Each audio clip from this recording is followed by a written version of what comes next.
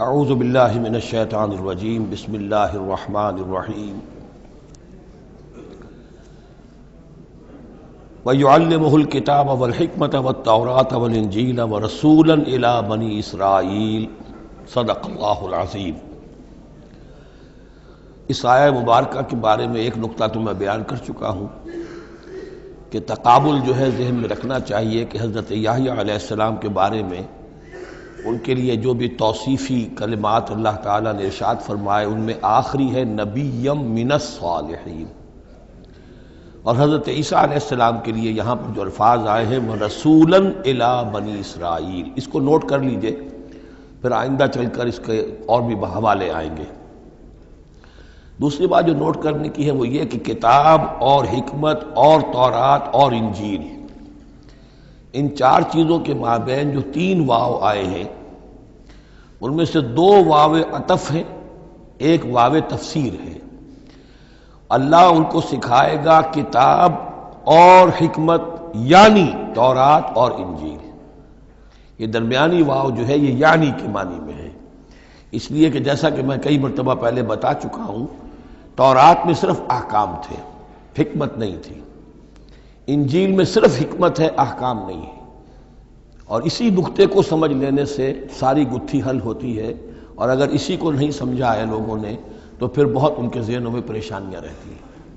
تو اس مقام کو نوٹ کیجئے، وَيُعَلِّمُهُ الْكِتَابَ وَالْحِكْمَةَ، اللہ اسے سکھائے گا کتاب بھی اور حکمت بھی، وَالتَّوْرَاةَ وَالْإِنْجِيلَ، یعنی تورات بھی اور انجیل بھی، وَرَسُولًا إِلَىٰ بَنِي إِسْرَائِيلَ انی قد جئتکم بآیۃ من ربکم۔ ابھی تک گفتگو ہو رہی تھی کہ حضرت مریم سلام علیہا کو یہ ساری خوشخبریاں اللہ تعالیٰ کی طرف سے دی گئی۔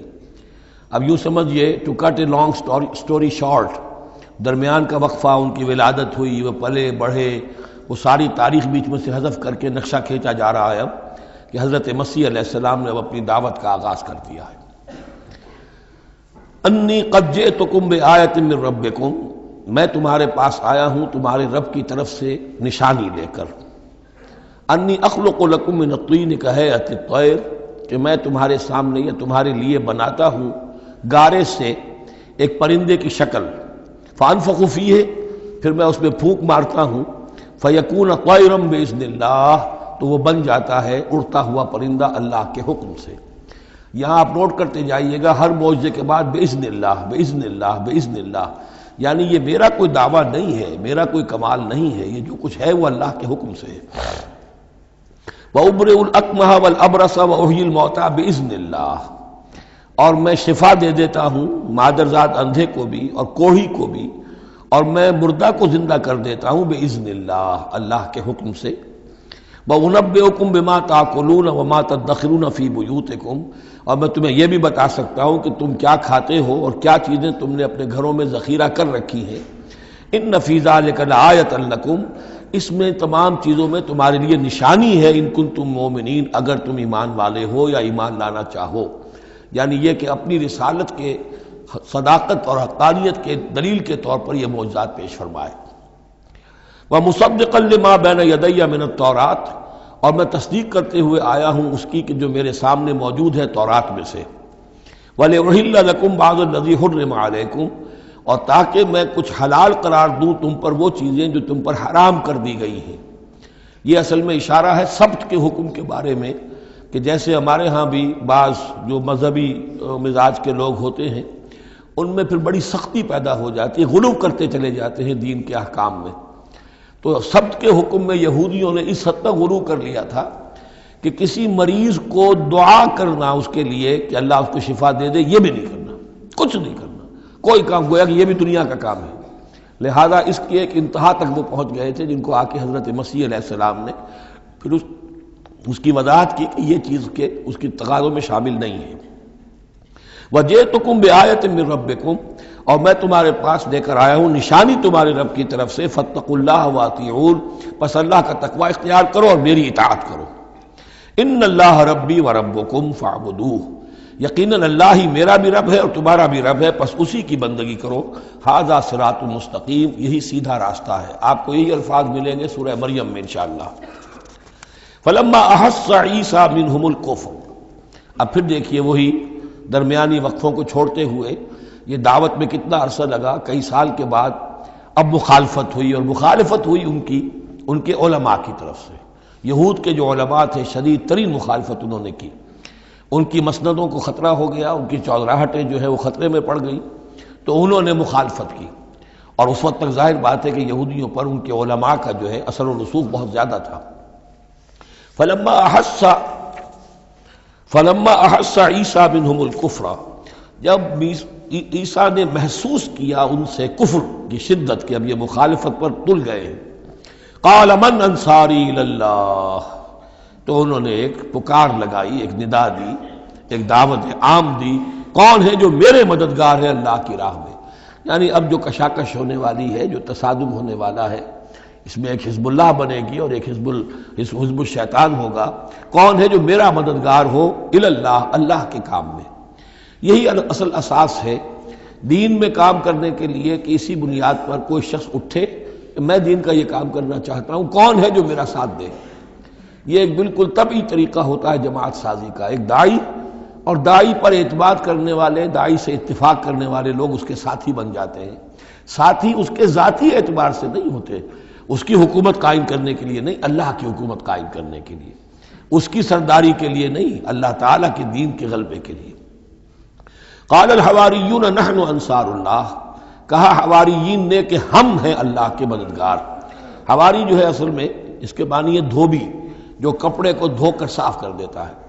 یہ لفظ پھر آگے بڑھا ہے اپنے کردار کو صاف کرنا، اپنے اخلاق کو صاف کرنا، لیکن چونکہ حضرت مسیح علیہ السلام کی بہت سی جو تبلیغ تھی وہ گلیلی جھیل کے کناروں پر ہوتی تھی، اب وہاں ظاہر بات ہے جھیل جو ہے بڑی تھی، وہ سمندر کی طرح ہے، جھیل نہیں ہے، بہت بڑی جھیل ہے، تو وہاں وہ کبھی دھوبی ہوتے تھے، ان میں تبلیغ کرتے تھے، کہیں مچھیرے ہوتے تھے مچھلیاں پکڑنے والے، جا کے انہیں تبلیغ کرتے تھے کہ اے مچھلیوں کے پکڑنے والوں، مچھلیوں کا شکار کرنے والوں، آؤ کہ میں تمہیں انسانوں کا شکار کرنا سکھاؤں۔ اور ان دھوبیوں میں تبلیغ کی ہے، تو ان میں سے کچھ لوگ جو ہیں انہوں نے اپنے آپ کو پیش کر دیا۔ قال الحواریون نحن انصار اللہ آمنا باللہ، ہم ایمان لائے اللہ پر، واشہد بأننا مسلمون، تو آپ بھی اب گواہ رہیے گا کہ ہم اللہ کے فرمانبردار ہیں۔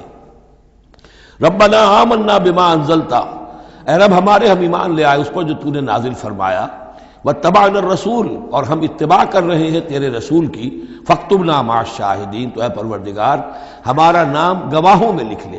یہ گواہ یہی ہے کہ جو لفظ اختیار کیا گیا ہے اب عیسائیوں کے خاص فرقے کی طرف سے، یہواز وٹنسز، یہوا کا لفظ جو ہے وہ عبرانی میں خدا کے لیے ہے، خدا کے گواہ، یعنی وہی بات کہ جو قرآن مجید میں آئی ہے، وَكَذَلِكَ جَعَلْنَاكُمْ أُمَّةً وَسَطًا لِتَكُونُوا شُهَدَاءَ عَلَى النَّاسِ وَيَكُونَ الرَّسُولُ عَلَيْكُمْ شَهِيدًا، تو اللہ ہمیں اپنے گواہوں میں ہمارا نام لکھ لے، یہواز وٹنسز۔ فَاكْتُبْنَا مَعَ الشَّاهِدِينَ، مراد یہ نہیں ہے کہ یہ یہواز وٹنسز وہ لوگ ہیں، میں نے صرف وہ لفظ کی مناسبت کہ انہوں نے یہ لفظ کیوں اختیار کیا ہے، تو یہ لفظ قدیم ہے، اسلامی حکمت اور اسلام کی مصطلحات جو ہیں ان میں اس کی ایک حیثیت ہے۔ وَمَكَرُوا وَمَكَرَ اللَّهُ، اب انہوں نے بھی چالیں چلی اور اللہ نے بھی چال چلی۔ وہ جو ان کے فریسی بیٹھے ہوئے تھے، علماء بیٹھے ہوئے تھے، وہ چالیں چل رہے تھے کسی طرح اس کو پکڑوائیں، کسی طرح، اس لیے کہ وہاں جو حکومت تھی وہ یہودیوں کی نہیں تھی، اگرچہ یہودی ایک بادشاہ تھا، پپٹ کنگ، جیسے کنگ فاروق ہوتے تھے مصر کے اندر، اصل حکومت انگریزوں کی تھی لیکن کنگ فاروق بیٹھے ہوئے ہیں، اسی طرح کا وہ پپٹ کنگ تھا کہ جو یہودیوں میں سے تھا، اصل حکومت تھی رومیوں کی، اور رومی گورنر پائلیٹس پونٹس وہ وہاں پر موجود تھا، اور اس طرح کی کوئی کیپٹل پنشمنٹ جو ہے وہ یہودی خود نہیں دے سکتے تھے جب تک کہ وہ جو اصل گورنر ہے اس کی طرف سے اس کا حکم صادر نہ کیا جائے، لیکن ان کی مذہبی عدالتیں تھیں، اس میں بیٹھ کر یہ ان کے مفتی، ان کے فریسی، ان کے علماء بیٹھ کے فیصلے کرتے تھے، اور اگر وہ فیصلہ دے دیتے تھے تو ان فیصلوں کی ایگزیکیوشن جو ہے وہ پھر رومن گورنمنٹ کے تھرو، اور وہ ہوتی تھی اس کی جو تنفیذ جو ہے وہ پائلیٹس پونٹس کے ذریعے سے، لہذا ان کے ہاتھ بندھے ہوئے تھے۔ اب کسی طریقے سے پھنسوائیں اس کو، سوال الٹے سیدھے کرنے، ایسے سوال کرنے کہ وہ جواب دیں تو اس میں بغاوت کی بو آ جائے، تو کہیں دیکھو یہ رومیو یہ تمہارا باغی ہے، اس طرح کی وہ چالیں چل رہے تھے۔ وَمَكَرُوا وَمَكَرَ اللَّهُ، اللہ کی اپنی چال تھی۔ اب اللہ کی چال کیا تھی، اب اس کی تفصیل قرآن میں نہیں ہے، یعنی یہ کہ ان کے حواریین میں سے ہی ایک نے دھوکہ دیا اور حضرت مسیح علیہ السلام کو گرفتار کروایا۔ اب اس کے بعد اللہ تعالیٰ نے جو کچھ انجیل برنباس میں ہے، قرآن میں نہیں ہے، حدیث میں نہیں ہے، ہمارے اولین جو مفسرین ہیں ان کے ہاں بھی نہیں ہے، لیکن یہ انجیل برنباس، ایونجیلیم برنابے، جو پوپ کی لائبریری سے برآمد ہوئی ہے، اس کے اندر یہ تفصیل ہے کہ جس حواری نے آپ کو غداری کر کے پکڑوایا تھا، گرفتار کروایا تھا، اس کی شکل حضرت مسیح کی بدل دی اللہ نے، اور وہ پکڑا گیا، سولی وہ چڑھا ہے، اور حضرت مسیح پر وہ ہاتھ ڈال ہی نہیں سکے، بلکہ جس باغ میں آپ روپوش تھے، جیسے ایک کوٹھڑی سی بنی ہوئی تھی جس میں کوئی آلات وغیرہ رکھ دیتے ہیں، اس باغ میں وہ روپوش تھے اور اس کوٹھڑی میں عبادت کر رہے تھے، باقی جو ان کے حواری ہیں 12 وہ باہر تھے۔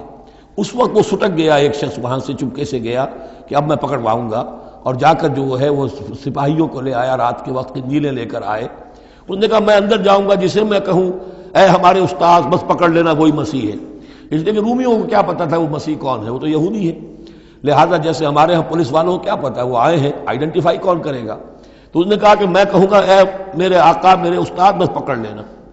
اب یہ جب اندر داخل ہوا تو جیسے ہی کمرے میں داخل ہوا، اس کوٹھڑی میں اس کی چھت پھٹی، 4 فرشتے نازل ہوئے، حضرت مسیح کو لے کر وہ چلے گئے، اور اس شخص کی شکل جو ہے وہ بدل دی گئی حضرت مسیح والی۔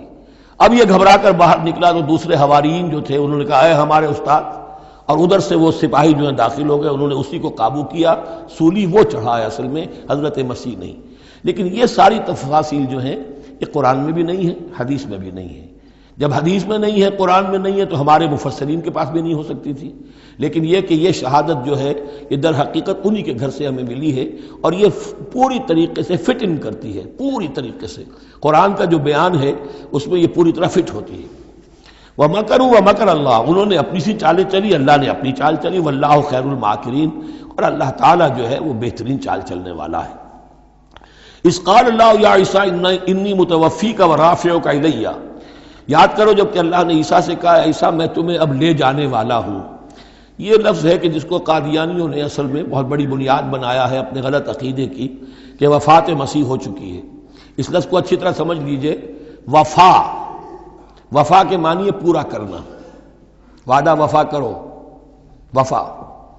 اب اس سے جب کہا جائے کسی کو پورا دینا تو باب تفعیل میں آئے گا وفا یوفی توفیتاً، وہ ہم پڑھ چکے ہیں، ووفیت کل نفس فکیف اذا جاء، جب وہ دن آئے گا ووفیت کل نفس ما عملت، جو کچھ انہوں نے کیا ہوگا پورا پورا ان کو دے دیا جائے گا۔ یہ دیکھ لیجئے آیت نمبر 25، فَكَيْفَ إِذَا جَمَعْنَاهُمْ لِيَوْمٍ لَا رَيْبَ فِيهِ وَوُفِّيَتْ كُلُّ نَفْسٍ مَا كَسَبَتْ وَهُمْ لَا يُظْلَمُونَ، ہر ایک کو بھرپور پورا بدلہ اس کے اعمال کا دے دیا جائے گا۔ یہ ہے کسی کو پورا دینا، کسی سے پورا لے لینا، یہ باب تفاعل ہوگا، توفا یا توفا، کسی کو پورا لے لینا، تو پورا لے لیتا ہے اللہ تعالیٰ نے۔ یہ لفظ جو ہے پورا بتمام و کمال، یہ گویا کہ منطبق ہوتا ہے حضرت مسیح پر، کہ حضرت مسیح کو ان کے جسم اور جان سمیت اللہ لے گیا۔ ہم جب کہتے وفات پا گیا تو یہ ہے استعارتاً، جسم یہی رہ گیا صرف جان گئی ہے، اور یہی لفظ قرآن میں آتا ہے نیند کے لیے بھی، اللہ یتوفی الانفس حین موتہا، اس لیے کہ نیند میں بھی یہ ہوتا ہے کہ خود شعوری نکل جاتی ہے انسان میں سے، اگرچہ زندہ ہے، اب اس کو اگر کوئی چیونٹی کاٹ رہی ہے تو جاگ جائے گا، لیکن ویسے اس کی خود شعوری ختم ہو چکی ہے، اور روح کا تعلق ہے خود شعوری کے ساتھ، تو نیند میں بھی اللہ تعالیٰ روح کو قبض کر لیتا ہے، اس کے لیے بھی توفی کا لفظ ہے۔ پھر جب انسان مرتا ہے تو روح اور جان دونوں چلی گئیں اور صرف جسم رہ گیا، یہ بھی توفی ہے۔ اور سب سے زیادہ مکمل توفی کیا ہے کہ اللہ تعالیٰ حضرت مسیح کو ان کے جسم، جان اور روح تینوں سمیت سموچے حضرت مسیح کو زندہ جو کا توں لے گیا۔ یہ ہے عقیدہ جو مسلمانوں کا ہے، اور جہاں تک لفظ کا تعلق ہے اس میں قطعاً کوئی بات جو ہے اس میں ایسی نہیں ہے کہ جس سے کوئی شخص دلیل پکڑ سکے، سوائے اس کے کہ ان لوگوں کو بہکانا آسان ہے جنہیں عربی زبان کی گرامر سے واقفیت نہیں، وہ ایک ہی وفات جانتے ہیں۔ وفات 3 ہو گئی ہیں ازلو قرآن جو میں نے آپ کو سمجھائی ہیں۔ وَإِذْ قَالَ اللَّهُ يَا عِيسَىٰ إِنِّي مُتَوَفِّيكَ، میں تمہیں لے جاؤں گا، وَرَافِعُكَ إِلَيَّ، اور تمہیں اپنی طرف اٹھا لوں گا، وَمُطَهِّرُكَ مِنَ الَّذِينَ كَفَرُوا، اور تمہیں پاک کر دوں گا ان لوگوں سے جنہوں نے تمہارے ساتھ کفر کیا ہے، وَجَاعِلُ الَّذِينَ اتَّبَعُوكَ فَوْقَ الَّذِينَ كَفَرُوا إِلَىٰ يَوْمِ الْقِيَامَةِ، اور جو لوگ بھی تیری پیروی کریں گے انہیں میں ہمیشہ ہمیش کے لیے قیامت تک ان کے اوپر رکھوں گا کہ جنہوں نے کفر کیا ہے تیرے ساتھ، جو تیرا انکار کر رہے ہیں یہودی، اس کے بعد سے جو پسے ہیں آج تک پس رہے ہیں۔ حضرت مسیح سن 30 میں اٹھا لیے گئے یا 33 میں، اور اس کے بعد سے آپ کو معلوم ہے کہ مسلسل سن 70 عیسوی میں ہیکل سلیمانی ختم ہوا، 1,20,000 یا 1,33,000 یہودی ایک دن میں ٹائٹس نے قتل کیے یروشلم میں حضرت مسیح کے رفع سماوی کے 40 برس بعد۔ ان کا ہیکل سلیمانی بھی وہ جو ہے وہ ختم کر دیا گیا، اب اس کی ایک دیوار ہے، میں بتا چکا ہوں 1927-28 برس ہو گئے ہیں کہ ان کا کعبہ گرا پڑا ہے۔ 1917 سے پہلے تک، بلکہ یوں سمجھیے پہلے 500 برس تک تو ان کا داخلہ بھی ممنوع تھا۔ یہ تو حضرت عمر کے ہاتھوں جب فتح ہوا ہے، یہ ڈائسپورا کا ان کا پیریڈ کہلاتا ہے۔ ایک پیریڈ ان کا کیپٹیوٹی کا تھا، جبکہ وہ نبوکڈنیزر لے گیا تھا انہیں اور بیبیلونیا میں قید میں رکھا ہے، وہ ہے ان کا پیریڈ آف کیپٹیوٹی۔ اس کے بعد واپس آئے حضرت عزیر کے زمانے میں، دوبارہ دوسرا ٹیمپل بنایا، اس کے بعد یہ ٹیمپل سن 70 عیسوی میں ختم ہوا، اور ڈائسپورا کہلاتا ہے کہ منتشر ہو جانا۔ انہیں وہاں سے نکال دیا گیا تھا کہ تم دفع ہو جاؤ یہاں سے، فلسطین میں تم نہیں رہ سکتے۔ کوئی روس چلا گیا، کوئی ہندوستان چلا گیا، کوئی مصر چلا گیا، کوئی اور یورپ چلا گیا، پوری دنیا میں پھیل گئے۔ یہ ڈائسپورا اولاً ختم ہوا ہے حضرت عمر رضی اللہ تعالیٰ عنہ کے ہاتھ سے، جب فتح ہوا ہے یروشلم۔ اس وقت حضرت عمر نے اس کو یروشلم کو اوپن سٹی قرار دیا کہ یہاں عیسائی بھی آ سکتے ہیں، مسلمان بھی آ سکتے ہیں، یہودی بھی آ سکتے ہیں، یہ سب کا مشترک شہر ہے۔ لیکن جو عیسائی تھے یروشلم کے، انہوں نے جب ہینڈ اوور کیا تھا، فتح نہیں کیا تھا مسلمانوں نے یروشلم، ایک ٹریٹی کے تحت، ایک معاہدے کے تحت ہینڈ اوور کیا تھا۔ اس معاہدے میں یہ شرط انہوں نے لکھوائی تھی کہ یہودیوں کو یہاں آباد ہونے کی اجازت نہیں دیں گے۔ چنانچہ یہ اجازت تو ہو گئی حضرت عمر کے زمانے سے کہ آ سکتے ہیں، زیارت کر سکتے ہیں، لیکن یہاں رہ نہیں سکتے، پراپرٹی پرچیز نہیں کر سکتے، کوئی مکان نہیں بنا سکتے، سیٹل نہیں ہو سکتے۔ یہ رہا ہے جب تک کہ موجود رہی ہے اسلامی خلافت۔ ترکوں نے بھی اجازت نہیں دی، بڑی سے بڑی رشوتیں یہودیوں نے دینی چاہیے انہیں، اور در حقیقت خلافت کا خاتمہ جو کروایا یہودیوں نے، وہ اس لیے کہ انہیں یہ نظر آتا تھا کہ اس خلافت کے ہوتے ہوئے ہمارے لیے ممکن نہیں رہے گا کہ ہم کسی طرح بھی فلسطین میں دوبارہ آباد ہو سکیں۔ لیکن پھر برطانیہ کے جو وزیر تھا بالفور، اس کے ذریعے سے انہوں نے بالفور ڈیکلریشن 1917 میں حاصل کیا ہے۔ پھر ان کو حق ملا ہے کہ یہ یہاں آ کر جائیداد بھی خرید سکتے ہیں، سیٹل بھی ہو سکتے ہیں، اور اس کے یوں سمجھیے کہ 31 برس کے بعد پھر اسرائیل کی ریاست وجود میں آئی ہے۔ یہ تاریخ ذہن میں رہے۔ اگرچہ 1917 کے بعد سے انہیں کچھ سانس تو مل گیا ہے، اب ایک طرح سے محسوس ہوتا ہے کہ دنیا میں بڑے اقتدار پر ہیں، مٹھی بھر ہیں، یہ زیادہ سے زیادہ 13-14 ملین ہے، 1.5 کروڑ سے بھی کم، لیکن پوری دنیا کی معیشت جو ہے اس کا بڑا حصہ ان کے کنٹرول میں ہے۔ لیکن پھر بھی یہ سب کچھ جو ہے وہ عیسائیوں کی سپورٹ کی وجہ سے ہے۔ اگر عیسائی ان کی مدد نہ کریں تو ان کا تو یوں سمجھیے کہ ٹکڑے اڑا کر رکھ دیں عرب ایک دن میں۔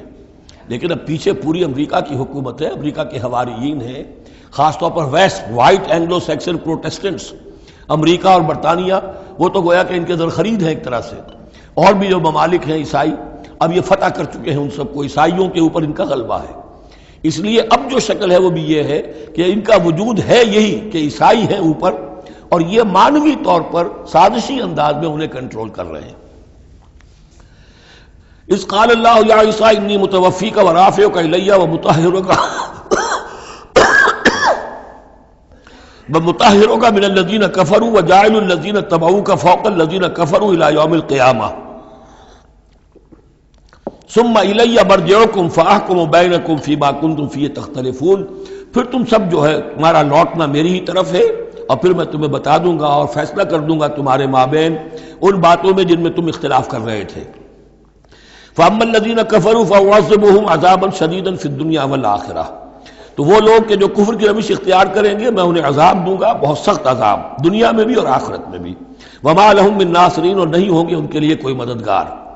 وَأَمَّا الَّذِينَ آمَنُوا وَعَمِلُوا الصَّالِحَاتِ، اور جو ایمان لائیں گے اور نیک عمل کریں گے، فَيُوَفِّيهِمْ، اب دیکھیے وفا یوفی دینا، پورا پورا دینا، تو ان کو وہ پورا پورا دے گا، اجورہم، ان کا اجر۔ واللہ لا يحب الظالمین، اللہ ظالموں کو پسند نہیں کرتا۔ ذالک نتلوہ علیک من الآیات والذکر الحکیم، یہ وہ چیزیں ہیں جو ہم آپ کو پڑھ کر سنا رہے ہیں۔ گویا کہ یہاں بھی پس منظر میں حضرت جبرائیل علیہ الصلوۃ والسلام ہے کہ یہ اللہ تعالیٰ کی آیات ہیں اور ذکر حکیم ہے جو ہم آپ کو پڑھ کر سنا رہے ہیں۔ ان مثل عیسیٰ عند اللہ کا مثل آدم، عیسیٰ کی مثال اللہ کے نزدیک آدم کی سی ہے۔ خلقہ من تراب ثم قال له کن فیکون، اسے بنایا مٹی سے پھر کہا ہو جا، وہ ہو گیا۔ اب یہ آیت وہ ہے قرآن مجید میں کہ جو لوگ بھی اسپیشل کریشن کے قائل ہیں کہ حضرت آدم کسی ایولیوشن کے نتیجے میں کسی سپیشیز کے وجود میں آنے کے بعد اس کے ایک فرد کی حیثیت سے نہیں ان کا استفاع ہوا، بلکہ وہ اسپیشلی کریٹ کیے گئے ہیں مٹی سے براہ راست، ان کے حق میں یہ آیت دلیل ہے۔ تو یہ جو بھی نظریات ہیں ابھی، چونکہ ایولیوشن بھی ہے تو وہ بھی نظریہ ہے، تھیوری آف اسپیشل کریشن ہے وہ بھی نظریہ ہے۔ نظریوں کے باب میں انسان ادھر ادھر کوئی رائے رکھ سکتا ہے، ابھی یہ کوئی طے شدہ حقائق نہیں ہے۔ ان میں ہم غور کر سکتے ہیں کہ قرآن مجید میں کس مقام پر کس چیز کے لیے کوئی تائید یا کوئی تھوڑی سی توثیق نکلتی ہے۔ تو اللہ کے نزدیک تو عیسیٰ کی مثال ایسے ہی ہے جیسے آدم، اسے مٹی سے بنایا اور کہا کن فیکون۔ تو اب اگر اسپیشل کریشن کا معاملہ ہے تو نہ باپ نہ ماں، بغیر باپ اور بغیر ماں کے تو کیا وہ الہ بن گئے؟ بنانے والا تو اللہ ہے۔ حضرت عیسیٰ ماں تو ہے باپ نہیں ہے، حمل تو ہوا ہے، 9 مہینے ماں کے پیٹ میں تو رہے ہیں، تو وہ تو آدم سے کم معاملہ ہوا تخلیق میں اعجاز کے اعتبار سے۔ اور حضرت اس سے کم تر ذرا دیکھ لو تو بوڑھے پھونس حضرت زکریا اور بوڑھی پھونس ان کی اہلیہ جو ساری عمر بیوہ رہیں، جو وہ رہیں بانج رہیں، اور ان کو اللہ نے اولاد دے دی۔ تو یہ سارے جو ہیں معجزات ہیں، اللہ کا اختیار ہے جو چاہے کرے، اس سے کسی کی الوہیت کی دلیل نہیں نکلتی۔ الحق من ربک، یہ حق ہے آپ کے رب کی طرف سے، فلا تکن من الممترین، تو ہرگز نہ ہو جانا اس میں شک کرنے والوں میں سے۔ فمن حاجک فیہ، تو اے نبی جو بھی اس معاملے میں آپ سے اب بھی حجت بازی کرے، جھگڑا کرے، بحث کر رہا ہے، ابھی سینگ الجھا رہا ہے بحث کے اندر، من بعد ما جاءک من العلم، جبکہ آپ کے پاس تو العلم آ چکا، آپ جو بات کہہ رہے ہیں وہ علی وجہ البصیرت کہہ رہے ہیں، فقل تعالوا، تو اب آخری چیلنج کیا ہے؟ کہہ دیجئے اچھا آؤ۔ یہ جو ان کا آیا تھا، 2 بڑے بڑے ان کے لاٹ پادری تھے، ابو حارثہ ابن علقمہ اور قرز بن علقمہ، اور ان کی سرکردگی میں 70 افراد تھے جو کہ نجران سے آئے تھے۔ یہ سارا کئی دن معاملہ چلتا رہا، اور پھر آخر میں حضور سے کہا گیا اچھا آپ مباہلہ کیجئے، قل، ان سے کہہ دیجئے تعالوا، آؤ، ندعو ابناءنا و ابناءکم، آؤ ہم بلاتے ہیں اپنے بیٹوں کو، تم بلاؤ اپنے بیٹوں کو، ونساءنا ونساءکم، ہم بلا لیتے ہیں اپنی عورتوں کو، تم بلاؤ اپنی عورتوں کو، وانفسنا وانفسکم، اور ہم بھی آ جاتے ہیں تم بھی آ جاؤ، ثم نبتہل، پھر ہم گڑ گڑا کر اللہ سے دعا کریں، فنجعل لعنت اللہ علی الکاذبین، تو ہم کہیں کہ اے اللہ جو ہم میں سے جھوٹا ہو اس پر لعنت کر دے۔ یہ مباہلہ ہے، اور یہ مباہلہ ہوتا ہے کب؟ جب کہ احقاق حق ہو چکے، بات پوری واضح ہو جائے، آپ کو یقین ہو کہ یہ میرا مخاطب جو ہے بات سمجھ گیا ہے، صرف ضد میں اڑا ہوا ہے، اس وقت پھر یہ مباہلہ آخری شے ہوتی ہے، تاکہ ظاہر ہو جائے۔ اگر تو واقعتاً اسے یقین ہے تو وہ مباہلہ کی چیلنج قبول کر لے گا، اور اگر دل میں چور ہے، وہ جانتا ہے کہ حق بات تو اسی کی ہے، اور لہذا پھر وہ مباہلہ نہیں کرے گا۔ چنانچہ یہی ہوا، انہوں نے مباہلے سے انکار کیا، فرار کی راہ اختیار کی، اور ایسے ہی چلے گئے۔ فمن حاجک فیہ من بعد ما جاءک من العلم فقل تعالوا ندعو ابناءنا وابناءکم ونساءنا ونساءکم وانفسنا وانفسکم ثم نبتہل فنجعل لعنت اللہ علی الکاذبین ان ھذا لہو القصص الحق، یہ ہے صاف صاف جو بھی سرگزشت ہے صحیح اور حق، وہ یہ ہے۔ وما من الہ الا اللہ، اور نہیں ہے کوئی معبود اللہ کے سوا۔ وَإِنَّ اللَّهَ لَهُوَ الْعَزِيزُ الْحَكِيمُ، اور یقیناً اللہ تعالیٰ ہی ہے زبردست اور کمال حکمت والا۔ یہاں اب دوسرا حصہ ختم ہو گیا۔ یہ 31 آیات ہیں، 32 اور 31 مل کر یہ 63 آیت پر۔ فَإِن تَوَلَّوْا، پھر اگر وہ پیٹھ موڑ لیں، فَإِنَّ اللَّهَ عَلِيمٌ بِالْمُفْسِدِينَ، یہاں آ کر 63 آیات ہوئی، پھر اگر وہ پیٹھ موڑ لیں تو اللہ تعالیٰ خوب جانتا ہے ان مفسدوں کو کہ یہ ماننے والے نہیں ہیں، لہذا وہ پورا قافلہ واپس چلا گیا۔ اب یہ جو تیسرا حصہ نصف اول کا آ رہا ہے، یہ پھر انہی 4 رکوعوں کے بہت مشابہ ہے کہ جو سورہ بقرہ میں آیت ہے 15ویں سے لے کر 18ویں سے لے کر اور 20ویں رکوع تک، 15ویں سے لے کر 18ویں رکوع تک، جس میں تحویل قبلہ، حضرت ابراہیم کا ذکر، کعبے کا ذکر، پھر اہل کتاب کو دعوت، وہ کیفیت آپ کو یہاں ملے گی۔ قل یا اہل الکتاب تعالوا الی کلمۃ سواء بیننا وبینکم، اے نبی کہیے اے اہل کتاب، اب یہاں جمع کر لیا گیا یہود اور نصارہ دونوں کو۔ وہاں گفتگو زیادہ تر یا بنی اسرائیل تھی، ابھی تک حضرت عیسیٰ کا معاملہ تھا، وہ گویا کہ نصرانیوں سے بات تھی، اب ہے اہل کتاب، دونوں کے دونوں۔ قل یا اہل الکتاب تعالوا الی کلمۃ سواء بیننا وبینکم، کہیے کہ اے کتاب والو آؤ ایک ایسی بات کی طرف جو ہمارے اور تمہارے مابین بالکل برابر ہے، متفق علیہ ہے۔ وہ کیا ہے؟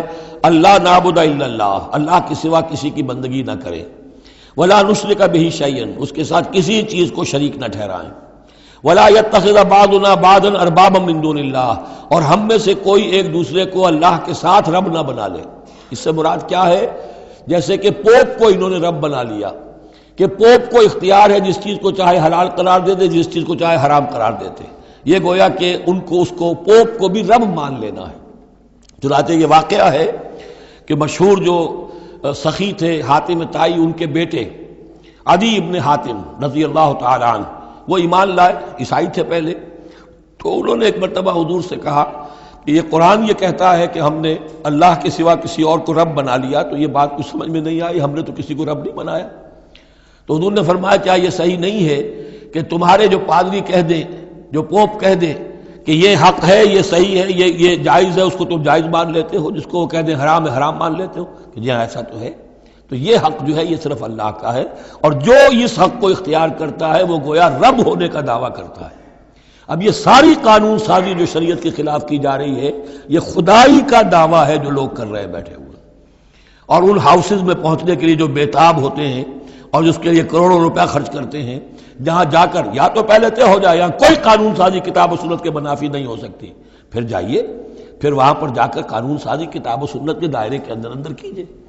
لیکن جہاں یہ نہیں ہے تو وہ جو فرمایا یہاں پر نوٹ کر لیجئے، تعالوا الی کلمۃ سواء بیننا وبینکم اللہ نعبد الا اللہ ولا نشرک بہ شیئا ولا یتخذ بعضنا بعضا اربابا من دون اللہ فإن تولوا، پھر اگر وہ منہ موڑ لیں، فقولوا، اے مسلمانوں تم کہو، فقولوا اشہدوا بأننا مسلمون، اچھا بھائی آپ لوگ گواہ رہے ہم تو مسلمان ہیں، ہم نے تو اللہ کی اطاعت قبول کر لی، ہم ان تینوں باتوں پر قائم رہیں گے، آپ کو اگر پسند نہیں ہے تو آپ کی مرضی۔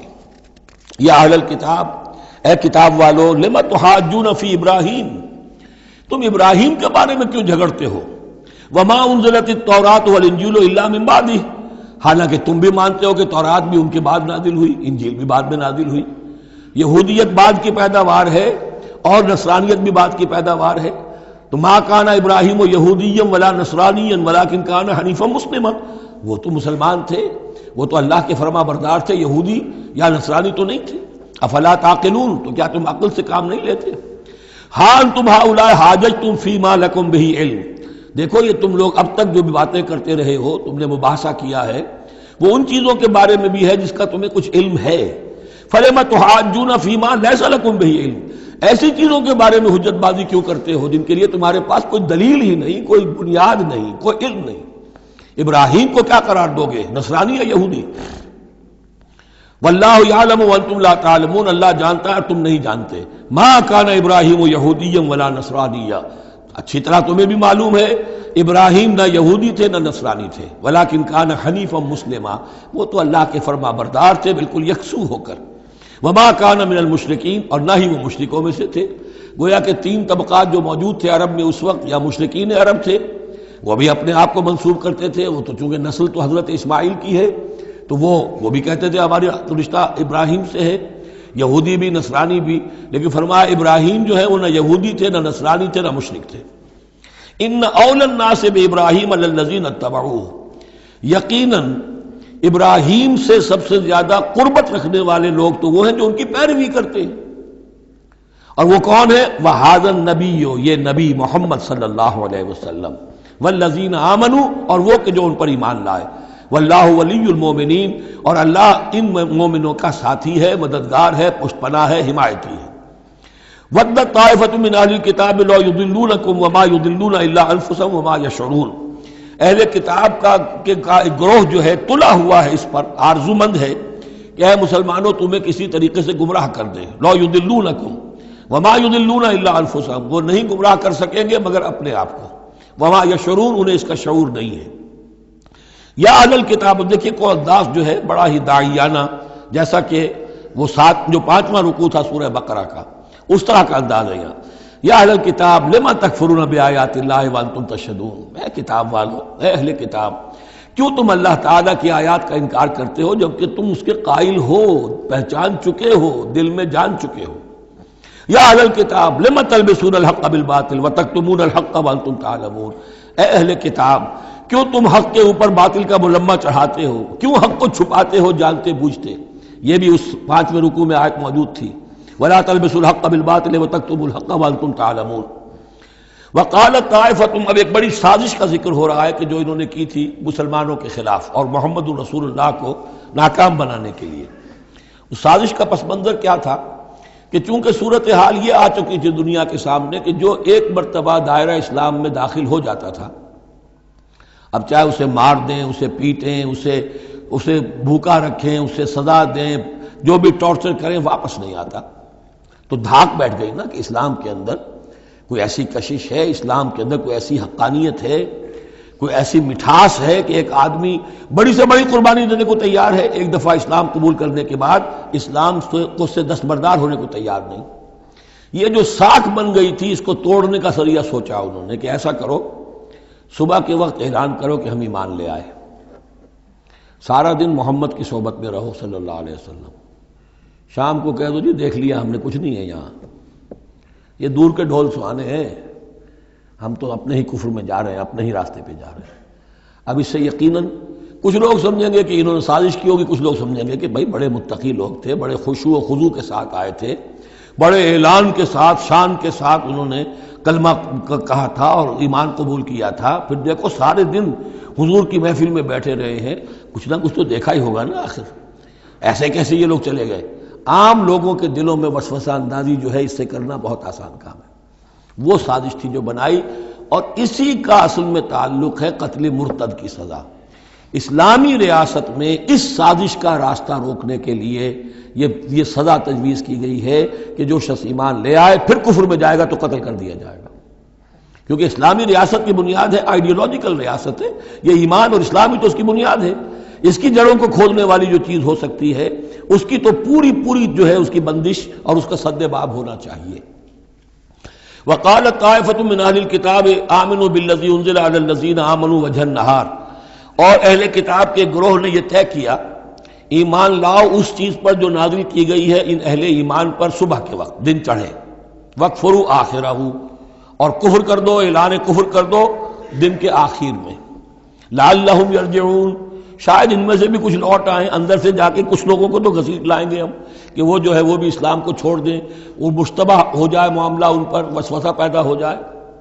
وَلَا تُؤْمِنُوا إِلَّا لِمَنْ تَبِعَ دِينَكُمْ، اور دیکھو ہرگز ایمان نہ لانا مگر اسی چیز پر کہ جو تمہارے دین کی پیروی کرے، ماننی اسی کی بات ہے۔ یعنی خطرہ بھی تھا کہ 4-6 اگر ہم جا کر حضور کے پاس اگر چند گھنٹے گزاریں گے تو کہیں ایسا نہ ہو کہ ہم میں سے کوئی واقعی پھر اس کا دل کھل جائے، طے کر کے گئے دیکھو ایمان نہیں لانا ہے ہم نے، وَلَا تُؤْمِنُوا إِلَّا لِمَنْ تَبِعَ دِينَكُمْ، اس پر ایمان نہیں لانا ہے ہم نے، لیکن صرف اعلان کرنا ایمان کا۔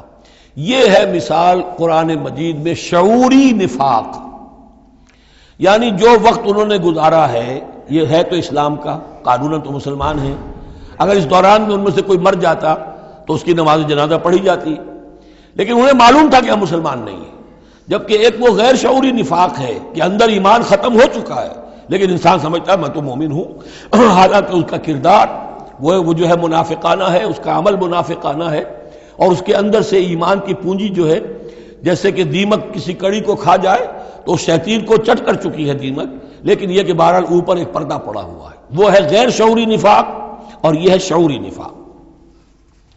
قل ان الہدی ھدی اللہ، اے نبی ان سے کہہ دیجئے دیکھو اصل ہدایت تو اللہ کی ہدایت ہے، ان یؤتی احد، اب یہاں پر پھر ان کا قول آ رہا ہے کہ دیکھو ایمان لانا، ان یؤتی احد مثل ما اوتیتم، مبادا کسی کو وہ شے دے دی جائے جو تمہیں دی گئی تھی، یہ رسالت، یہ مذہبی پیشوائی، یہ تو ہماری میراث تھی. ہم اگر انہیں مان لیں گے تو وہ چیز ہم سے ان کو منتقل ہو جائے گی، لہذا ماننا تو نہیں ہے، لیکن یہ کہ ان کی بہرحال کسی طریقے سے ہوا اکھیڑنے کے لیے ہمیں یہ کام کرنا ہے. اور یحاجوکم عند ربکم، یا تمہارے خلاف حجت قائم کریں اللہ کے نزدیک. قل ان الفضل بید اللہ، کہہ دیجئے ان سے کہ فضل کل کا کل اللہ کے ہاتھ میں ہے. یؤتی ہے من یشاء، وہ جس کو چاہتا ہے دیتا ہے. اس نے 2000 برس تک ایک منصب پر تمہیں فائز رکھا، اب جو ہے تم اس منصب کے نااہل ثابت ہو چکے ہو، تمہیں معزول کر دیا گیا، اور اب ایک نئی امت ہم نے بنائی ہے اور اس کو اس مقام پر نصب کر دیا ہے، انسٹالیشن ہو چکی ہے. واللہ ذو الفضل العظیم. قل ان الفضل بید اللہ یؤتیہ من یشاء واللہ واسع علیم. اللہ بہت وسعت والا اور جاننے والا ہے. یختص برحمتہ من یشاء، وہ مختص کر لیتا ہے اپنی رحمت کے لیے جس کو چاہتا ہے. واللہ ذو الفضل العظیم، اللہ بڑے فضل کا مالک ہے. ومن اہل الکتاب، اب یہاں ایک اور نقطہ سمجھ لیجئے کہ برے سے برے گروہ کے اندر بھی کہیں نہ کہیں کوئی افراد اچھے بھی ہوتے ہیں. داعی کے لیے یہ ضروری ہے کہ ان کو بھی مینشن کرتا رہے کہ ان میں اچھے لوگ بھی ہیں، تاکہ وہ جو لوگ ہیں ان کے دلوں کے اندر نرمی پیدا ہو. اسی طرح برے سے برے آدمی میں کوئی اچھائی بھی ہے. آپ اگر اسے دعوت دے رہے ہیں حق کی طرف، اس میں جو اچھائی ہے اس کو مانیے، تاکہ اسے معلوم ہو کہ اسے مجھ سے قد نہیں ہے، دشمنی نہیں ہے. جو میری بات واقعی اچھی ہے اس کو تو یہ تسلیم کر رہا ہے، لیکن جو بات غلط ہے اس کو رد کر رہا ہے. تو یہ دعوت کا اور تبلیغ کا بہت اہم حصہ ہے. اگر آپ ٹوٹلی نگیٹ کر دیں گے تو وہ بھی کہے گا کہ یہ بھی اندھا بہرا ہے تو میں بھی اندھا بہرا رہوں، یہ میری اچھائی کو بھی نہیں دیکھ سکتا، صرف میری برائی نظر آ رہی ہے. اور اگر وہ سمجھے کہ میری برائی کی بھی صحیح نشاندہی کر رہا ہے، جو میری اچھائی ہے اس کو بھی مان رہا ہے، تو اس کا دل کھلے گا، وہ آپ کی بات سنے گا. وَمِنْ أَهْلِ الْكِتَابِ مَنْ إِنْ تَأْمَنْهُ بِقِنْطَارٍ، اہل کتاب میں سے ایسے بھی ہیں کہ اگر ان کے پاس تم امانت رکھوا دو ڈھیروں مال، یؤدیہ الیک، وہ تمہیں پورا پورا واپس کر دیں گے. امانت دار ان میں موجود ہیں. وَمِنْهُمْ، اور ان میں سے ایسے بھی ہیں، مَنْ إِنْ تَأْمَنْهُ بِدِینَارٍ، ان کے پاس اگر 1 دینار بھی امانت رکھوا دو، لا یؤدیہ الیک، وہ تمہیں واپس نہیں کرے گا، ادا نہیں کرے گا تمہیں، الا ما دمت علیہ قائما، الا یہ کہ تم اس کے سر کے اوپر کھڑے ہو جاؤ، مسلط ہو جاؤ، تب تو دے دے گا ورنہ نہیں دے گا. اچھا، یہ ہے ان کے اکثر کا کردار. لیکن جو بھی تھوڑے بہت تھے ان میں ان کی اچھائی کا بھی ذکر کر دیا. اور بالفعل اس قسم کے کردار کے لوگ جو ہیں وہ عیسائیوں میں تھے، یہودیوں میں تو نہ ہونے کے برابر تھے. لیکن اہل کتاب کا مسئلہ ہو رہا ہے تو اس میں یہ دونوں گروپ موجود ہیں. ذالک بانہم، اور یہودیوں میں یہ کردار کیوں آ گیا ہے، کیوں بے ایمانی خیانت کیوں آ گئی؟ ذالک بانہم قالوا لیس علینا فی الامیین سبیل، یہ اس لیے کہ انہوں نے یہ عقیدہ گھڑ لیا ہے کہ ان امیین کے بارے میں ہم پر کوئی ملامت نہیں ہے. یہ اچھی طرح سمجھ لیجئے، یہودیوں کا یہ عقیدہ تورات میں نہیں ہے، لیکن اصل جو کتاب ہے ان کی مذہبی وہ تورات نہیں ہے، تالمود ہے. یوں سمجھیے کہ تورات تو ہے ام الکتاب ان کی جو بھی ہے، لیکن جو ان کا ساری شریعت ہے، جو ان کے ضوابط ہیں، قوانین ہیں، قواعد ہیں، عبادات کی تفاصیل ہیں، وہ سب ہیں تالمود میں. اور تالمود میں یہ بات موجود ہے کہ یہودی کے لیے یہودی سے جھوٹ بولنا حرام، غیر یہودی سے جیسے چاہو جھوٹ بولو. یہودی کے لیے کسی یہودی کا مال ہڑپ کرنا ناجائز حرام. غیر یہودی جنٹائلز اور گوئمز، ان کا مال جس طرح چاہو دھوکے سے، بائی ہوک بائی کروک، جس طرح چاہو ہڑپ کرو. تو یہ ہمارے اوپر مواخذہ ہی نہیں ہے، اس لیے کہ یہ جو لوگ ہیں غیر یہودی، یہ انسان ہے ہی نہیں، یہ اصل میں انسان نما حیوان ہے، اور ان سے فائدہ اٹھانا ہمارا حق ہے. جیسے کہ گھوڑے کو تانگے میں جوتنا انسان کا حق ہے، بیل کو اپنے حل کے اندر جوت لینا یہ انسان کا حق ہے. تو ہمارا حق ہے ان حیوانوں سے ہم جو چاہے لوٹ لیں، کھسوٹ لیں، ان کی رضامندی سے لے لیں، ظلم کریں، اس میں ہم پر کوئی پکڑ نہیں ہوگی، کوئی محاسبہ نہیں. یہ تالمود میں باقاعدہ لکھا ہوا ہے. ذالک بانہم قالوا، اس لیے کہ ایک پکچر بھی اس پر بنی ہے جو امریکہ کے عیسائیوں نے بنائی ہے، the other side of Israel, جس میں کہ انہوں نے ایک شخص نے ایک یہودی کتب خانے میں جا کر کتابیں نکال کر پھر اس کے اوپر نشان لکھا کر یہ چیزیں لکھی ہوئی ہیں. کیا یہودیت کا جو اصل چہرہ ہے وہ اس ڈاکومنٹری کے اندر، ویڈیو کے اندر واضح کر دیا گیا ہے ان کی کتابوں کے حوالے سے. ذالک بانہم قالوا لیس علینا فی الامیین سبیل، یہ اس لیے ہے ان میں یہ خیانت اور بے ایمانی اور جھوٹ اور دغا کہ انہوں نے یہ عقیدہ گھڑ لیا ہے کہ غیر یہودی لوگوں کے بارے میں ہم سے کوئی پرسش ہی نہیں ہے، کوئی ہمارے اوپر کوئی ذمہ داری ہے ہی نہیں۔ وَيَقُولُونَ عَلَى اللَّهِ الْكَذِبَ وَهُمْ يَعْلَمُونَ، اور وہ تو اللہ تعالیٰ کی طرف نسبت دے رہے ہیں، منسوب کر رہے ہیں جھوٹ کو، اور وہ جانتے بوجھتے کر رہے ہیں، ان کے علماء جانتے ہیں۔ بَلَا مَنْ أَوْفَىٰ بِعَهْدِهِ وَاتَّقَىٰ فَإِنَّ اللَّهَ يُحِبُّ الْمُتَّقِينَ، کیوں نہیں، جو کوئی بھی اللہ کے ساتھ کیا ہوا اپنے عہد کو پورا کرے گا اور تقویٰ کی روش اختیار کرے گا تو اللہ تعالیٰ کو تو متقین پسند ہے۔ ان الذین یشترون بعہد اللہ وایمانہم ثمنا قلیلا، یقیناً وہ لوگ کہ جو اللہ تعالیٰ سے جو عہد انہوں نے کیا تھا اسے فروخت کرتے ہیں اور اپنی قسموں کو فروخت کرتے ہیں حقیر سی قیمت پر، جب دیکھتے ہیں کہ ہماری بات لوگ جو کچھ شک کر رہے ہیں، اچھا جی ہم خدا کی قسم کھا کر کہتے ہیں کہ ایسا ہے، اب یہ جھوٹی قسمیں۔ ثمنا قلیلا اولئک لا خلاق لهم فی الآخرہ، یہ وہ لوگ ہیں کہ جن کے لیے کوئی حصہ نہیں ہے آخرت میں۔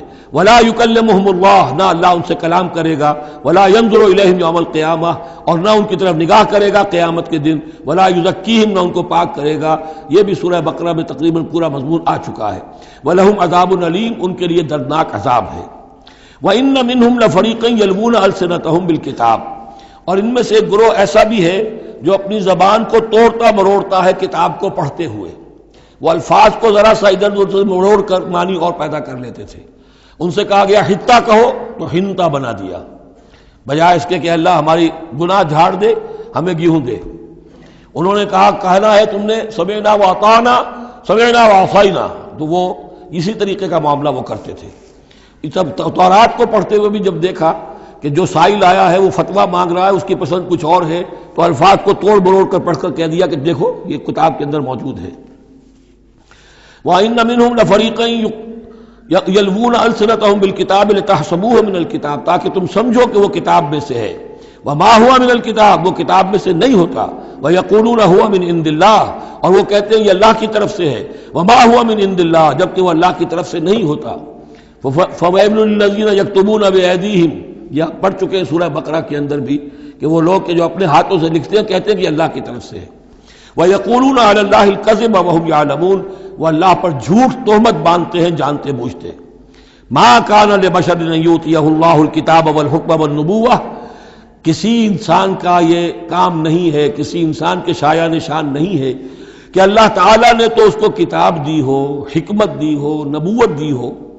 ثم یقول للناس کونوا عبادا لی من دون اللہ، پھر وہ لوگوں سے کہنے لگے کہ میرے بندے بن جاؤ اللہ کو چھوڑ کر۔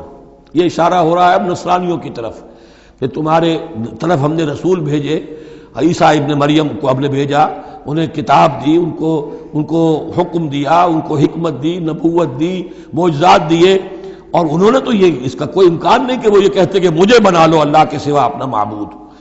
ما كان لبشر ان يؤتيه الله الكتاب والحكم والنبوة ثم يقول للناس كونوا عبادا لي من دون الله ولكن كونوا ربانيين بما كنتم تعلمون الكتاب وبما كنتم تدرسون۔ وہ تو یہی کہے گا، اور یہی کہا کہ حضرت عیسیٰ نے کہ اللہ والے بنو، اللہ کی بندگی کرو، ربانی بن جاؤ، اللہ والے بن جاؤ، اس چیز کے سبب کہ جو تم سکھلاتے ہو، دوسروں کو تعلیم دیتے ہو۔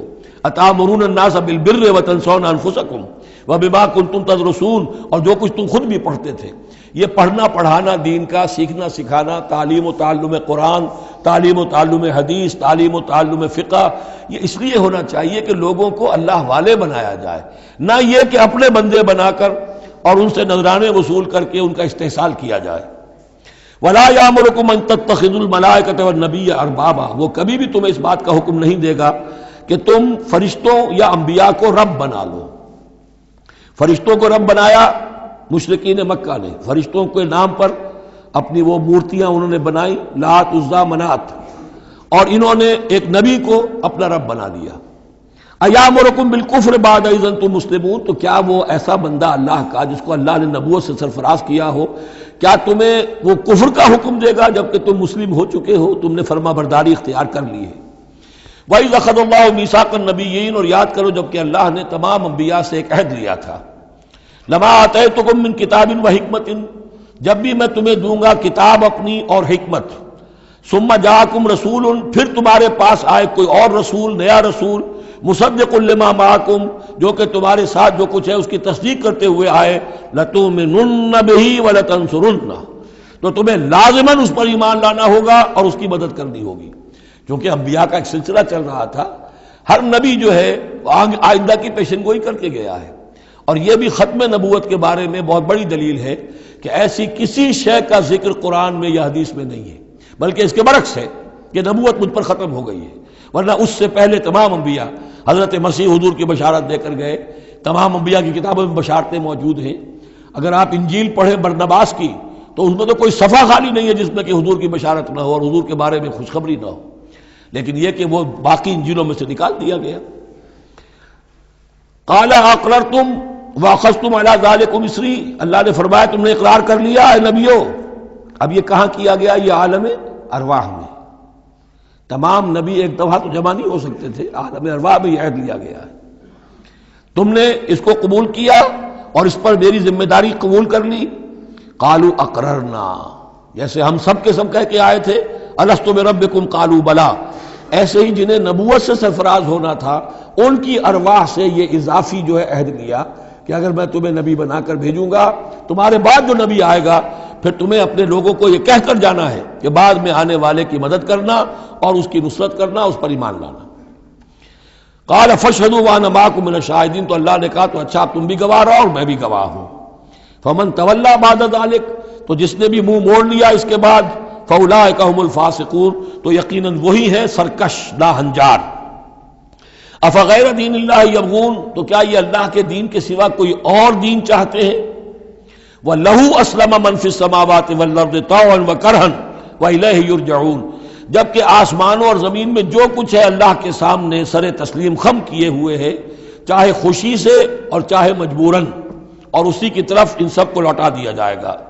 قُلْ آمَنَّا بِاللَّهِ، یہ دیکھیے 16ویں رکوع کی سورہ بقرہ کی آیات جو ہیں تقریباً تھوڑے سے لفظی فرق کے ساتھ، کہیے آمنا باللہ، ہم ایمان لائے اللہ پر، وما انزل علینا، جو نازل کیا گیا ہم پر، وما انزل علی ابراہیم و اسماعیل و اسحاق و یعقوب والاسباط، اور جو کچھ نازل کیا گیا ابراہیم پر، اسماعیل پر، اسحاق پر اور یعقوب پر اور ان کی اولاد پر، وما اوتی موسیٰ و عیسیٰ والنبیون من ربہم، جو بھی موسیٰ کو دیا گیا، عیسیٰ کو دیا گیا، تمام انبیاء کو دیا گیا ان کے رب کی طرف سے، لا نفرق بین احد منہم ونحن لہ مسلمون، ہم ان میں سے کسی ایک کے مابین بھی کوئی تفریق نہیں کرتے اور ہم تو اللہ کے فرما بردار ہیں۔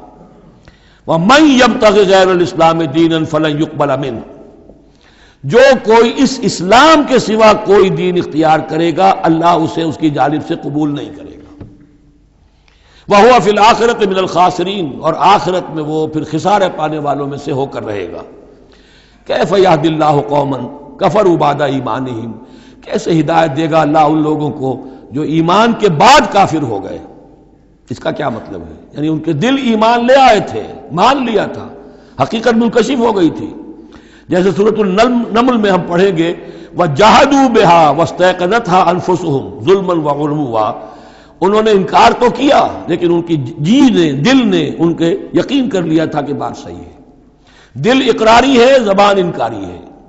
زبان انکاری کیوں ہے؟ ظلمًا وعلوا، حق تلفی کرنے کے لیے اور اپنی سربلندی کے لیے، اپنی چودراہٹ کے لیے، بغیم بینہم، ورنہ دل ان کے ایمان لا چکے تھے۔ تو کیف یہدی اللہ قوما کفروا بعد ایمانہم، کہ جب حق منکشف ہو گیا، دل نے گواہی دے دی کہ حق ہے، پھر بھی کفر کیا۔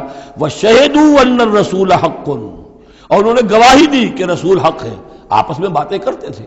چنانچہ روایت میں آتا ہے کہ جو علقمہ کے دو بیٹے جو ہیں ابو حارثہ اور کرز، جب یہ چلے تھے یمن سے نجران سے تو کہیں ٹھوکر لگی کرز کے گھوڑے کو، تو اس نے کہا تعیس العمد، ہلاک ہو جائے وہ دور والا، یعنی جس کی طرف ہم جا رہے ہیں، محمد کی طرف صلی اللہ علیہ وسلم۔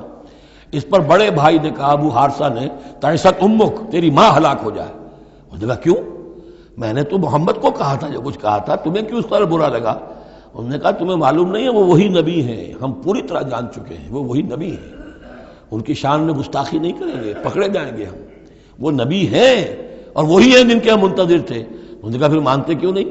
تم جانتے ہو ان بادشاہوں نے ہمیں بڑا مقام دیا ہوا ہے، رومن امپائر کے تحت تھے یہ لوگ اور مصر کی حکومت کے، اور انہوں نے ہمیں مقام دے رکھا ہے، ہمیں دولت دی ہے، ہمیں مال دیا ہے، ہمیں حیثیت دی ہے، مراتب دیے ہیں، اگر ہم نے محمد کو مان لیا تو سب چھن جائیں گے۔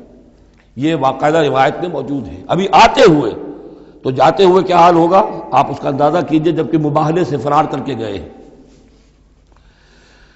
وشہدوا ان الرسول حق، وہ گواہی دے چکے ہیں کہ رسول حق پر ہیں اور حق ہیں، وجاءہم البینات، اور ان کے پاس کھلی کھلی نشانیاں آ چکی ہیں، واللہ لا یہدی القوم الظالمین، اللہ ایسے ظالموں کو ہدایت نہیں دیتا۔ اولئک جزاؤہم ان علیہم لعنۃ اللہ والملائکۃ والناس اجمعین، یہ تو وہی لوگ ہیں کہ جن کا بدلہ یہ ہے کہ ان پر اللہ کی بھی لعنت ہے، فرشتوں کی بھی اور تمام انسانوں کی بھی۔ یہ الفاظ بھی سورہ بقرہ میں آ چکے ہیں۔ خالدین فیہا، وہ اسی لعنت میں رہیں گے۔ لا یخفف عنہم العذاب، ان کے عذاب میں کوئی تخفیف نہیں کی جائے گی، ولا ہم ینظرون، نہ انہیں کوئی مہلت ملے گی۔ الا الذین تابوا من بعد ذلک، ہاں ابھی دروازہ کھلا ہے توبہ کا، سوائے ان کے کہ جو اس کے بعد توبہ کر لیں، واصلحوا، اور اصلاح کر لیں اپنی یا نیک عمل کریں، فإن اللہ غفور الرحیم، تو ابھی توبہ کا دروازہ بند نہیں ہے، یقیناً اللہ غفور الرحیم ہے۔ ان الذین کفروا بعد ایمانہم ثم ازدادوا کفرا لن تقبل توبتہم، جو لوگ جنہوں نے کفر کیا اپنے ایمان کے بعد، حق کو پہچان لینے کے بعد، چاہے زبان سے مانا ہو یا نہ مانا ہو، پھر اگر وہ کفر کرتے ہیں یا ایمان کے بعد زبان سے مرتد ہو جاتے ہیں، ثم ازدادوا کفرا، پھر وہ اپنے کفر میں بڑھتے چلے گئے، لن تقبل توبتہم، ان کی توبہ کبھی قبول نہیں ہوگی، واولئک هم الضالون، اور وہ تو یقیناً گمراہوں میں سے ہیں۔ ان الذین کفروا وماتوا وهم کفار، یقیناً وہ لوگ کہ جنہوں نے کفر کیا اور فوت ہو گئے، مر گئے اسی حال میں کہ وہ کافر تھے، فلن يقبل من احدهم ملء الارض ذهبا ولو افتدى به، تو ان میں سے کسی ایک سے زمین کی مقدار کے مطابق سونا بھی فدیے میں قبول نہیں کیا جائے گا اگر وہ پیش کر سکے۔ اب ظاہر بات ہے یہ محال ہے، ناممکن ہے، لیکن یہ کہ بات سمجھانے کے لیے کہ وہاں پر کوئی فدیہ نہیں ہے، زمین کے حجم کے برابر بھی سونا دے کر اور کوئی چھوٹنا چاہے گا تو نہیں چھوٹے گا۔ یہ وہی بات ہے، واتقوا یوما لا تجزی نفس عن نفس شیئا ولا يقبل منها شفاعۃ ولا یؤخذ منها عدل، کوئی فدیہ نہیں لیا جائے گا، ولا هم ینصرون، نہ ان کی مدد ہوگی۔ اولئک لهم عذاب علیم، یہ وہ لوگ ہیں کہ جن کے لیے ہے دردناک عذاب، وما لهم من ناصرین، اور نہیں ہوں گے ان کے لیے مدد کرنے والے۔ لن تنالوا البر حتى تنفقوا مما تحبون وما تنفقوا من شيء فإن الله به علیم۔ اس آیت کا حوالہ میں دے چکا ہوں آیہ بر کے ضمن میں کہ یہ جو نیکی ہے، مظاہر نیکی میں سے، عملی نیکی میں سب سے بڑی، سب سے پہلی، سب سے مقدم انسانی ہمدردی، اور انسانی ہمدردی میں اپنا مال خرچ کر سکنا، اور مال بھی وہ کہ جو محبوب ہو، ردی ہو، دل سے اتر گیا ہو، بوسیدہ ہو گیا ہو، وہ کسی کو دے کر اور سمجھا جائے کہ حاتم طائی کی قبر پر لات مار دی میں نے، تو وہ حماقت ہے اپنی جگہ پر۔ لن تنالوا البر حتى تنفقوا مما تحبون، تم ہرگز نہیں پہنچ سکو گے نیکی کے مقام کو جب تک کہ خرچ نہ کرو اس میں سے جو تمہیں پسند ہے۔ وما تنفقوا من شيء فإن الله به علیم، اور جو کچھ بھی تم خرچ کرو گے اللہ کو اس کا علم ہے۔ کل طعام کان حلا لبنی اسرائیل الا ما حرم اسرائیل علی نفسہ من قبل ان تنزل التوراۃ، یہ بھی ایک جھگڑا تھا، یہودی کرتے تھے کہ ان کی شریعت میں اونٹ کا گوشت حرام تھا، حضور نے آ کر جو حرام چیزوں کا اعلان کیا اس میں اونٹ کا گوشت حرام نہیں ہے۔ ان کا اگر شریعت یہ وہی ہے، اگر شریعت موسوی ہے تو یہ تغیر کیسے ہو گیا؟ اس کی حقیقت بتائی ہے کہ تورات کے نزول سے قبل حضرت یعقوب علیہ السلام کو ذاتی جیسے بات ہوتی ہے کہ شاید ناپسند ہے، انہوں نے اونٹ کا گوشت اپنے اوپر حرام کر لیا تھا، جیسے حضور نے اپنی 2 ازواج مطہرات کی دلجوئی کے لیے بعض چیزیں جو حلال تھیں ان کی قسم کھا لی، یا ایھا النبی لما تحرم ما احل اللہ لک تبتغی مرضات ازواجک، یہ چیز ان کے ہاں روایت کے طور پر چلی آ رہی تھی، تو اللہ نے فرمایا لاؤ تورات اور دکھاؤ کہاں لکھا ہوا۔ تورات کے نزول سے پہلے یہ شکل حضرت یعقوب علیہ السلام کی تھی، اس کی تم پیروی کر رہے ہو۔ تو کھانے پینے کی وہ چیزیں جو اسلام نے حلال کی ہیں، کل طعام کان حلا لبنی اسرائیل، وہ بنی اسرائیل کے لیے بھی حلال تھی، الا ما حرم اسرائیل علی نفسہ، سوائے ان چیزوں کے کہ جنہیں حرام ٹھہرا لیا تھا اسرائیل، اسرائیل سے مراد حضرت یعقوب اللہ کے بندے عبداللہ، علی نفسہ ہی، اپنی جان پر، من قبل ان تنزل التوراۃ، اس سے پہلے کہ تورات نازل ہو، اس لیے کہ یہ تو 300-400-500 سال کا فصل ہے حضرت یعقوب میں اور نزول تورات میں۔ قل فاتوا بالتوراۃ فاتلوها، اے نبی ان سے کہیے تم جو اعتراض ہم پر کر رہے ہو تو لاؤ تورات اور پڑھو اور دکھاؤ، ان کنتم صادقین، اگر تم سچے ہو۔ شریعت تورات کے اندر کہیں بھی اونٹ کے گوشت کی حرمت نہیں ہے۔ فمن افترى علی اللہ الکذب من بعد ذلک فاولئک هم الظالمون، اور جو لوگ اس کے بعد بھی اللہ کی طرف جھوٹ منسوب کرتے رہے تو یہ لوگ ظالم ہیں۔ اب ان سے کیا آدمی گفتگو کرے؟ قل صدق اللہ، کہہ دیجئے اللہ نے جو کچھ کہا صحیح فرمایا۔ فاتبعوا ملت ابراہیم حنیفا، بس پیروی کرو ملت ابراہیم کی جو یکسو تھے یا یکسو ہو کر، یہ حنیفہ کا لفظ دونوں طرف جا سکتا ہے، ابراہیم کی صفت یا حال حنیفہ، اور یہ اتباع کا حال بھی ہو سکتا ہے۔ فاتبعوا ملت ابراہیم حنیفا، یکسو ہو کر، بعد کی تمام تقسیمات سے بلندتر ہو کر جو ابراہیم کا طریقہ ہے اس کی پیروی کرو۔ وما کان من المشرکین، اور مشرکین میں سے نہیں تھے۔ ان اول بیت وضع للناس للذی ببکہ، یقیناً پہلا گھر جو لوگوں کے لیے بنایا گیا اللہ کی عبادت کے لیے وہ وہی ہے جو بکہ میں ہے۔ بکہ اور مکہ یہ دو در حقیقت ایک ہی لفظ کے لیے دو پروننسیشن سے۔ ان اول بیت وضع للناس للذی ببکہ مبارکا وہدی للعالمین، برکت والا ہے اور تمام جہان والوں کے لیے ہدایت کا ذریعہ ہے۔ فیہ آیات بینات مقام ابراہیم، اس میں آیات بینات ہیں۔ ترتیب دیکھ لیجئے، وہاں کے 4 رکوع جو تھے ان میں پہلے اس کا ذکر ہوا تھا، پھر باقی ساری گفتگو تھی۔ یہاں ترتیب الٹ گئی ہے، ساری گفتگو کے بعد اب آخر میں یہ حصہ جو ہے تیسرا اس کا وہ ختم ہو رہا ہے، اس نصف اول کا، اور آخر میں تذکرہ حضرت ابراہیم کا ہے۔ مضامین وہی ہیں، ترتیب بدل گئی ہے۔ فی آیات بینات، اس میں تو بڑی روشن نشانیاں موجود ہیں۔ مقام ابراہیم، جیسے مقام ابراہیم، ومن دخلہ کان آمنا، اور جو بھی اس میں داخل ہو جاتا ہے امن میں آ جاتا ہے۔ بدترین پورے عرب کے اندر خوریزی ہوتی تھی، لیکن حرم میں اپنے باپ کے قاتل کو بھی اگر دیکھ لیتے تھے تو کچھ نہیں کہتے تھے۔ یہ ایسی روایت اس حرم کی رہی ہے اور آج تک ہے اللہ کے فضل و کرم سے، کہ وہاں پر امن ہی امن ہے، دار الامن۔ من دخلہ کان آمنا وَلِلَّهِ عَلَى النَّاسِ حِجُّ الْبَيْتِ مَنِ اسْتَطَاعَ إِلَيْهِ سَبِيلًا، اور للہ علی الناس، اب لام اور علی کو یہاں نوٹ کر لیجئے، اللہ کا حق ہے لوگوں پر کہ وہ حج کرے اس کے گھر کا، جو بھی استطاعت رکھتا ہو اس کے سفر کی۔ للہ علی الناس، اللہ کا حق ہے لوگوں پر، حج البیت، گھر حج کرنا بیت اللہ کا، من استطاع الیہ سبیلا، جو بھی استطاعت رکھتا ہو راستے کی، سفر کی۔ ومن کفر، اب یہاں کفرہ کے معنی کیا ہوں گے؟ جو استطاعت کے باوجود حج نہیں کرتا وہ گویا کہ کفر کرتا ہے۔ ومن کفر فإن اللہ غنی عن العالمین، تو وہ اللہ تو غنی ہے تمام جہانوں سے۔ قل یا اہل الکتاب لم تکفرون بآیات اللہ، اب آخری یہ آیات ہے، بڑا ہی انداز جو ہے جھنجھوڑنے کا، اور جیسے کہ پیئرسنگ آئیز کے ساتھ دیکھ کر کسی سے بات کی جائے اور اس کے یعنی نگاہیں گاڑ کر اس پر۔ قل یا اہل الکتاب لم تکفرون بآیات اللہ، کیوں اللہ کی آیات کا انکار کر رہے ہو؟ واللہ شہید علی ما تعملون، اور جبکہ جو کچھ تم کر رہے ہو اللہ اسے دیکھ رہا ہے۔ قل یا اہل الکتاب لم تصدون عن سبیل اللہ، کہہ دیجئے ہے کتاب والو کیوں روکتے ہو اور روکتے ہو؟ صدہ یصد دونوں معنی دیتا ہے، لازم بھی متعدی بھی، خود رک جانا دوسروں کو روکنا۔ کیوں رکتے ہو اور روکتے ہو اللہ کے راستے سے؟ من آمنا، جو ایمان لے آتا ہے، تبغونہا عوجا، تم اس کے لیے ٹیڑھ تلاش کرتے ہو، سازشیں کرتے ہو کہ صبح کو ایمان لاؤ اور شام کو کافر ہو جاؤ، تاکہ یہ ایمان والے جو ہیں ان کے دل میں بھی وسوسے اور دغدغے پیدا ہو جائیں۔ من آمن تبغونہا عوجا، تم چاہتے ہو کہ وہ بھی کج راستہ اختیار کر لیں، وانتم شہداء، اور تم خود جانتے ہو جو کچھ کر رہے ہو۔ وما اللہ بغافل عما تعملون، اور اللہ غافل نہیں اس سے جو تم کر رہے ہو۔ لیکن ان تمام سازشوں کے جواب میں اہل ایمان سے کہا گیا یا ایھا الذین آمنوا ان تطیعوا فریقا من الذین اوتوا الکتاب یردوکم بعد ایمانکم کافرین، اے وہ لوگوں جو ایمان لائے ہو، اگر ان اہل کتاب کے ان کسی گروہ کی تم پیروی کرو گے تو یہ تمہیں لازماً لوٹا کر لے جائیں گے تمہارے ایمان کے بعد، پھر تمہیں کفر کی حالت میں لے جائیں گے۔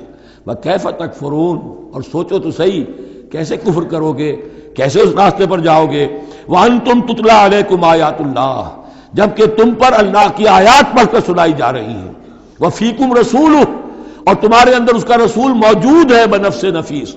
اس سے آپ اندازہ کیجئے کہ علماء یہود کا کتنا، اوس اور خزرج کے لوگ بڑے مرعوب تھے، چونکہ یہ ان پڑھ لوگ تھے، کوئی کتاب نہیں، کوئی شریعت نہیں، کوئی قانون نہیں۔ یہ لوگ صاحب کتاب تھے، صاحب شریعت تھے، ان کے یہاں علماء تھے، تو مرعوب تھے۔ لہذا یہاں جو اوس اور خزرج کے لوگ اسلام لے آئے تھے ان کے بارے میں اندیشہ ہوتا تھا کہ کہیں ان ساری ریشہ دوانیوں کا شکار نہ ہو جائیں۔ وَكَيْفَ تَكْفُرُونَ وَأَنْتُمْ تُتْلَىٰ عَلَيْكُمْ آیَاتُ اللَّهِ وَفِيكُمْ رَسُولُهُ، کیسے کفر کرو گے تم جبکہ تمہیں اللہ کی آیات پڑھ کر سنائی جا رہی ہیں اور تم اللہ کے رسول تم میں موجود ہیں. وَمَن يَعْتَصِم بِاللَّهِ فَقَدْ هُدِيَ إِلَىٰ صِرَاطٍ مُسْتَقِيمٍ، اور جو اللہ سے چمٹ جائے اس کی ہدایت ہو گئی ہے صراط مستقیم کی طرف. جو اللہ کی پناہ میں آ جائے، جیسے بچہ اگر اسے خطرہ محسوس ہو، شیرخوار بچہ دوڑ کر آ کے ماں سے چمٹ جائے گا. اب وہ یہ سمجھے گا میں قلعے میں آ گیا ہوں، اب مجھے کوئی کچھ نہیں کہہ سکتا، میں اپنی ماں کی گود میں آ گیا، ماں سے چمٹ گیا. اسے کیا پتا کہ کوئی درندہ صفت انسان اسے کھینچے ماں کی گود سے، اچھالے اور کسی بلم کے اوپر کسی نیزے کی انی کے اندر پرو لے. ایک بچہ یہ سمجھتا ہے کہ میں ماں کے پاس آ گیا تو بس میں اب پناہ میں ہوں. ایسے ہی من یعتصم باللہ، جو اللہ کی پناہ میں آ گیا، فقد ہدی الی صراط مستقیم، اس کی ہدایت تو ہو گئی سیدھی راہ کی طرف. اللہم ربنا اجعلنا منہم، اللہم ربنا اجعلنا منہم، آمین یا رب العالمین.